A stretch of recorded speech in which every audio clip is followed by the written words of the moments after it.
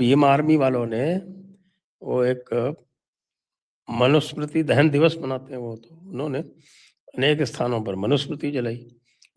तो उत्तर प्रदेश में जहाँ-जहाँ भी जलाई विदाउट फेल सब जगह मुकदमा दर्ज हुआ और जिसने जलाई उसको अंदर कर दिया गया। मध्य प्रदेश में कुछ नहीं किया गया, एफआईआर तक नहीं लोगों की दर्ज की गई। चंद्रशेखर रावण को खुली छूट दी गई। उसके बाद जब आप ये इस तरह का काम करेंगे तो निश्चित रूप से प्रतिक्रिया होगी। तो प्रतिक्रिया हुई, तो प्रतिक्रिया में लोगों ने फिर डॉक्टर अंबेडकर की फोटो जलाना शुरू कर दिया। फोटो भी जलाना शुरू कर दिया और उनको उनके जो पूर्व नाम था, जो उनका मूल नाम था, मूल सरनेम था भीमराव सकपाल, उस नाम से बुलाना शुरू कर दिया। इस पर साहब तुरंत कार्रवाई हुई। और ग्वालियर, आपको जहाँ ध्यान होगा, जो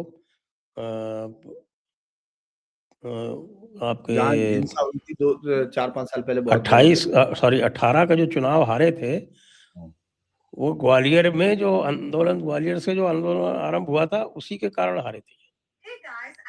अब उसी ग्वालियर में जाते हैं और किसको अरेस्ट कर लेते हैं? अनिल मिश्रा जी को। अनिल मिश्रा जी कौन है? अनिल मिश्रा जी जस्टिस अरुण मिश्रा के भाई हैं।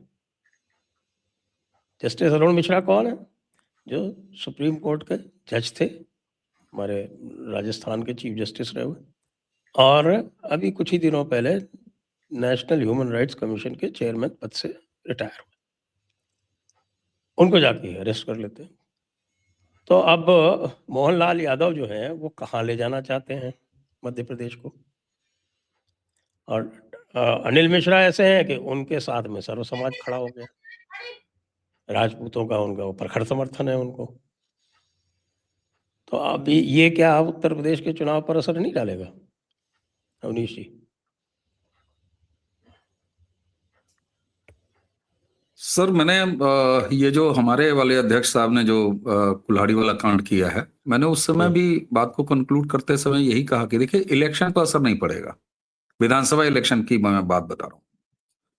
कारण ये है कि जो नीचे समाज है, मैं किसी भी समाज की बात करूं, चाहे क्षत्रियों की बैठक के बाद क्षत्रिय समाज की बात करूं, चाहे ये जो अभी हुआ है इसके बाद ब्राह्मण समाज की बात करूं, सर जो विकास की गति है, और मैं उसका एक उदाहरण दे रहा हूं।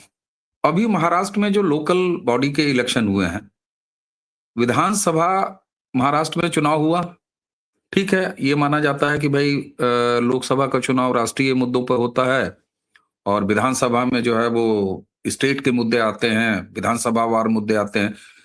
इसी तर्ज पर यह भी कहा जाता था कि अब तक धारणा यही है कि भाई लोकल बॉडीज के इलेक्शन जो है बिल्कुल लोकल मुद्दों पर आधारित होते हैं, ग्राम प्रधानी के, गांव के आधारित होते हैं। लेकिन ये रिजल्ट क्या बताता है सर? जिस बुरी तरीके से जो गुस्सा विधानसभा में था महाराष्ट्र में, वही गुस्सा, वही जो विरोध मतदाताओं ने प्रकट किया शहरी निकाय चुनाव में।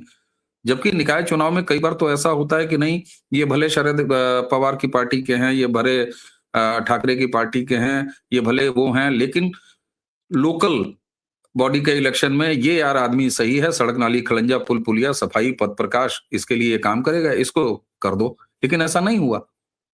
ऐसे लग रहा है, जो आप रिजल्ट उठा के देखेंगे निकाय चुनाव महाराष्ट्र का, तो ऐसे लग रहा है कि ये लोकसभा के जैसे किसी राष्ट्रीय मुद्दों पर लड़ा गया चुनाव है, और उस हिसाब से रिजल्ट आया। तो यही चीज अब धीरे धीरे आप बिहार में देखिए, बिहार ने अपनी जाति वाला जो फैक्टर था उसको डाइल्यूट कर दिया, तमाम तरह के वो फैक्टर डाइल्यूट कर दिए जो पहले उसके विधानसभा चुनाव के मुख्य जो मुद्दे होते थे। उत्तर प्रदेश में ऐसे ही, और बड़ा सही कहा अभी पुंडिर साहब ने कि साहब देखिए, आपको जब गुलदस्ते की शैली में हर पॉकेट्स से वोट मिलते हैं तब आपको इतना प्रचंड बहुमत मिलता है, वरना 2-4-5 सीट से आप आगे पीछे हो सकते हैं। और 84 के बाद आप कांग्रेस ही देखिए, भले सरकार बनाती रही लेकिन कभी भी उसको मतलब 200 की संख्या भी पार नहीं हुआ, 240 का वो इनको ताना मारते हैं। तो मुझे एक बार फिर ये लग रहा है कि धीरे धीरे अब जो मतदाता का लेवल है ना, वो उस लेवल पर ये आ रहा है कि भैया देखो, बहुसंख्यक की भावना का जो आदर करे, सनातन के समृद्धता की जो बात करे, हिंदुत्व जिसमें एक इज्जत पा रहा हो, हिंदू जिसमें एक इज्जत पा रहा हो, उसी के साथ देश के राष्ट्रवादी मुद्दों के साथ जो पार्टी चल रही हो, और ये सारा करते हुए अगर वो विकास के भी काम कर रही है, लॉ एंड ऑर्डर का भी काम कर रही है, तो फिर उस पार्टी से बहुत ज्यादा किनारा करने की आवश्यकता नहीं है। ये विधानसभा के स्तर पर भी अब इस तरीके से आ रहा है। तो इसलिए मैं अब भी मानता हूं कि चुनाव आते आते, और ठीक है, वो कुल्हाड़ी पे पैर मारे हैं तो मरहम पट्टी भी तो हो रही है। बेचारे जो है इतने बुजुर्ग आदमी, उनको काम पे लगा दिया, एक एक करके मिल रहे हैं। और मैं आपको बता दूं सर, मैं ऑफिशियली थोड़ा-सा तो केवल आपको कहूँ कि हाँ, मैं वो मध्य प्रदेश वाली बात कह रहा था। तो वो मध्य प्रदेश के चलिए उत्तर प्रदेश के चुनावों पे नहीं अंतर पड़ेगा, लेकिन स्वयं मोहन यादव का क्या होगा मध्य प्रदेश में? हाँ, इस पर निश्चित तौर पे जो हाल अभी हम लोगों ने पंकज चौधरी की पॉलिटिकल मैच्योरनेस की बात की है, तो यही बात वहां मोहन यादव पर लागू होती है। अब कैसे वो मुख्यमंत्री बने, तो ठीक है भैया, वो तो आप अवनीश बेन शर्मा को कहीं का उठा के मुख्यमंत्री बना दीजिए, बहुत कृपा होगी आपकी। लेकिन फिर उनके प्रशासनिक एक बार कौशल से, बनने के बाद तो फिर सत्ता हाथ में आएगी तो फिर आगे पीछे लोग घूमेंगे ही घूमेंगे। तो हाँ, अरे मैं ये कह रहा हूं सर कि क्या योगी आदित्यनाथ जी फेस थे क्या मुख्यमंत्री? नहीं, पार्टी जीत के आई, मोदी जी के नाम पर चुनाव जीता गया, और उसके बाद आपने बना लिया। लेकिन उसके बाद उन्होंने किस तरीके से अपनी ब्रांडिंग की, काम के आधार पर, कि 3 दशकों के बाद कोई सत्ता वापस लौट आई। तो सवाल ये होता है कि पंकज चौधरी, आपके नाम की लॉटरी तो खुल गई, लेकिन सिद्ध तो आपको करना है अध्यक्ष बनने के बाद। जिस तरीके से नितिन नवीन अभी सेंटर में गए हैं, तो उनको भी तो सिद्ध अपना ही करना होगा। गडकरी साहब जब आए थे तो कौन से बड़े राष्ट्रीय स्तर के नेता थे? नहीं थे भाई, विकास के लिए जाने जाते थे, महाराष्ट्र के मंत्री थे, और रोड और फ्लाईओवर के लिए जाने जाते थे। लेकिन नितिन गडकरी को जब ले आए, हर अध्यक्ष, राजनाथ जी क्या मतलब आसमान से उतर के गए थे वहां नेशनल प्रेसिडेंट बन के? नहीं गए थे।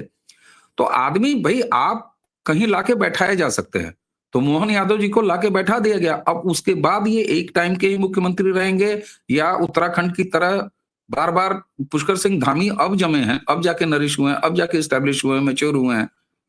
लेकिन उसके पहले सोचिए आप, बार बार इनको गमले से उखाड़ा जाता था, फिर लाया जाता था। अंततः अब जब हम मैच्योरनेस की बात कर रहे हैं कि बड़े मैच्योर हो गए हैं, तब भी अपना चुनाव हार के आए हैं।